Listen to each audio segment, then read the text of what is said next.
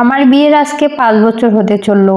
আমার কোনো বাচ্চা কাচ্চা হয় না। খুব শখ করে বাবা 2 বোনকে একই পরিবারের 2 ভাইয়ের সাথে বিয়ে দিয়েছিলেন।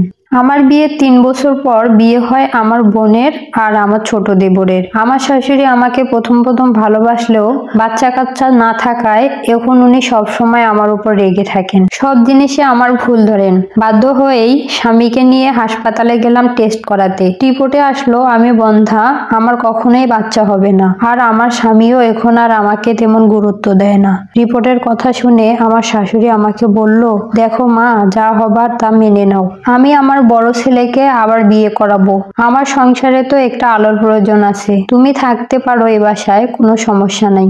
আমি জানি আমার স্বামীও তাই চায়। সবকিছু মুখ বুঝে মেনে নিলাম, কারণ আমার আদরের আরেক বোন যে আমার দেবরের বউ। আমি কিছু বললে যদি ওর সংসার ভাঙে।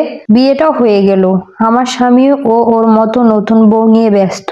আমিও একটা ছোট জব নিয়ে নিলাম নিজের জন্য। 2 বছরের মাথায় দেখতে পেলাম আমার বোনকেও আমার শাশুড়ি মা যা না তা বলে অপমান করত।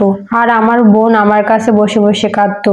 একদিন আমার শাশুড়ি বলল, তোর বোন আমার বড় ছেলেকে বাচ্চা দিতে পারে নাই, এখন তুইও তোর বড় বোনের মতো বন্ধা নাকি? আমার শাশুড়ির এই কথা আমার গায়ে জ্বালা ধরার মতো যথেষ্ট ছিল। আমার দেবর আর ছোট বোনকে নিয়ে ডক্টর দেখাতে গেলাম, আর রিপোর্টে আসলো আমার ছোট দেবর কখনোই বাবা হতে পারবে না। হয়তো ভাগ্যের চাকা এভাবেই ঘুরে যায়। আমার শাশুড়িকে ওই দিন বলতে শুনেছিলাম, দেখো মা, তুমি তো মেয়ে মানুষ, আমার ছেলে তো তোমাকে ভালোবেসে বিয়ে করেছিল, তাই না? আর তুমিও আমার ছেলেকে অনেক ভালোবাসো।